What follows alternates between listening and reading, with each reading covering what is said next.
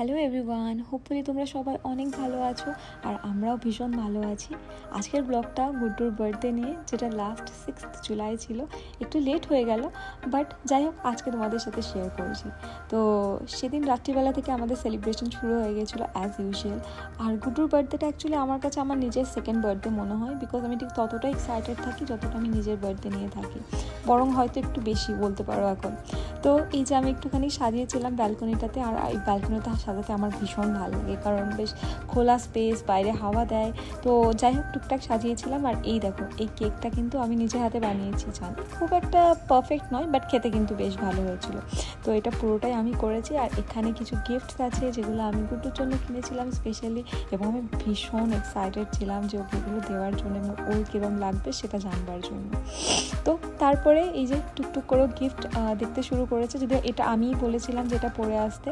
এটা ওর first gift ছিল, এবং এটা একটা কাস্টমাইজড টি শার্ট যার মধ্যে লর্ড কৃষ্ণার ছবি দেওয়া আছে। অ্যাকচুয়ালি ও কৃষ্ণ পুজো মানে কৃষ্ণ ভক্ত, খুব সারাদিন কৃষ্ণ নাম করে, ভালোবাসে।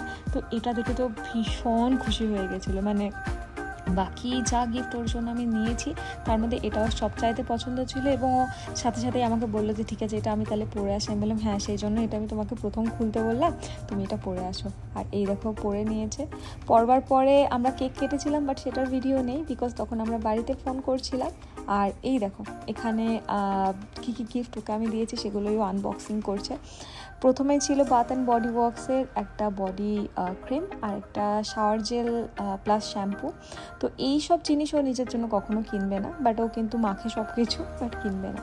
সেকেন্ড গিফটটা ছিল একটা জল খাওয়ার টামলার। এটাও ও বারবার দোকানে গিয়ে দেখে আসবে, আমাকে অলরেডি কিনে দিয়েছে, বাট নিজে কখনোই কেনে না। আমি অনেকবার বলেছি, বাট ও কেনে না। তো এইসব জিনিসগুলো ওকে আমি সেসব জিনিসই দিই যেগুলো আমি জানি ও কখনোই কিনবে না, আমাকে কিনে দেবে এদিকে। তো তারপরে ছিল থার্ড ওয়ান, সেটা হলো কিছু জামা কাপড়, যেটাও একদমই কেনে না। মানে আমি বলছি না, যেগুলো আমি ওকে দিয়েছি ওগুলো একটাও কিছু কিনবে না, আমি জানি ওর যতই দরকার হোক। ওকে সেই জন্য বছরে আমি জামা কাপড়গুলো দিই, ও যা যা পরে সব আমি ওকে কিনে এনে দিই। তো এই হলো ব্যাপার। তো এটা ছিল ফার্স্ট একটা টি শার্ট, যেটা ওল্ড নেভি থেকে কেনা। তিনটেই ওল্ড নেভিরই ছিল। পিঙ্ক কালার ছেলেটা বেসিক্যালি পরে না, বাট আমার খুব ইচ্ছা করছিল, আমি কিনে নিয়েছি। অ্যান্ড সেকেন্ড এটা, এবং থার্ডটাও কিন্তু হোয়াইট হয়ে গেছে। আমি ওকে বলেছিলাম যে তোমার যদি মনে হয় হোয়াইট তিনটে পাল্টানোর কথা, তুমি পাল্টাতে পারো, বাট হি ওয়াজ লাইক না না, সবগুলো আমার পছন্দ হয়েছে। তো ওর এই জিনিসটা আমার ভীষণ ভালো লাগে, যে যা দিই ভীষণ খুশি হয়ে পড়ে, কোনো বাজ বিচার কিচ্ছু নেই। ইভেন বড়ো হোক ছোটো হোক তাও হয়তো চেঞ্জ করবে না। সো এটা ভীষণ ভালো কোয়ালিটি, আমার মধ্যে হয়তো অতটা নেই, বাট ওর এই জিনিসটা ভীষণ ভালো। এবং লাস্ট গিফটটা ছিল এই অ্যাপেলের একটা স্মার্ট ওয়াচ।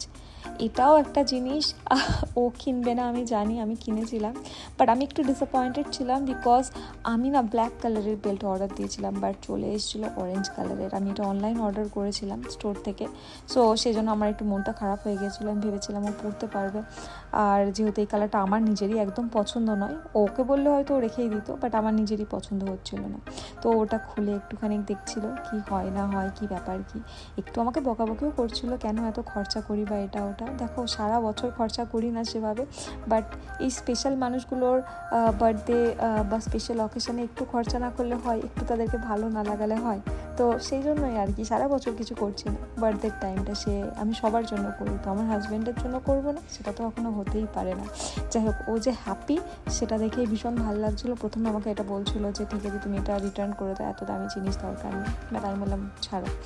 যাই হোক, তারপরের দিন সকালবেলায় ঘুম থেকে উঠতে উঠতে একটু লেট হয়ে গেছিলো। আমি এখানে অনেক কিছু বলছিলাম, বাট বাইরে প্রচণ্ড নয়েজের জন্য কিছুই শোনা যাচ্ছিল না, সেই জন্য আমি ভয়েস ওভার দিচ্ছি। তো সকালবেলা উঠে আমরা দুজনে বেরিয়ে গেছিলাম একটু মন্দিরের উদ্দেশ্যে। তার আগে ও একবার ইসকন থেকে ঘুরে এসেছিলো, আমি তখন রান্না করছিলাম। আর যেহেতু একটু উঠতেও দেরি হয়ে গেছিলো, ঘর তোরও নোংরা ছিল, তাই আর কি মানে মোটামুটি কোনোভাবে রেডি হয়ে বেরিয়ে গেছি। আর এই দেখো কারুমারি আম্মাম টেম্পল, এখানে কিছু একটা রিচুয়াল সেদিনকে হচ্ছিলো, কিছু একটা পুজো হচ্ছিলো। তো ভীষণ ভালো লাগে আমার এখানে যেতে, আমি সব সময় যাই।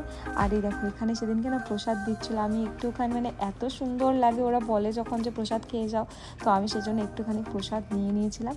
আর তারপরে চলে এসেছিলাম বাড়িতে। আর এখানে হলো ওর লাঞ্চ, এটা আমি মোটামুটি পোলাও, 2-3 রকমের মাছ, মাটন, 5 রকমের ভাজা, একটু গোলাপ জামুন আর পায়েস, সেগুলো বানিয়েছিলাম ওর জন্য, এবং ও খেয়েছিল যেটুকু পেরেছে। আর ডালও বানিয়েছিলাম। আর এই হলো মোটামুটি দুপুরের আয়োজন।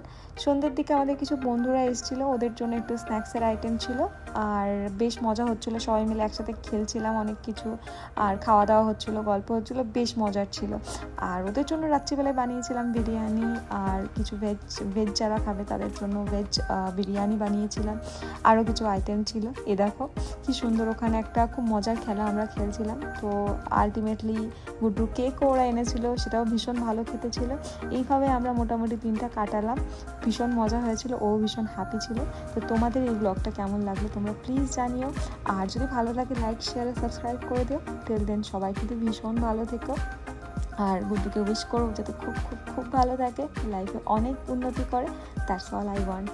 সো চলো আজকের জন্য বাই বাই, সবাই খুব খুব ভালো থেকো।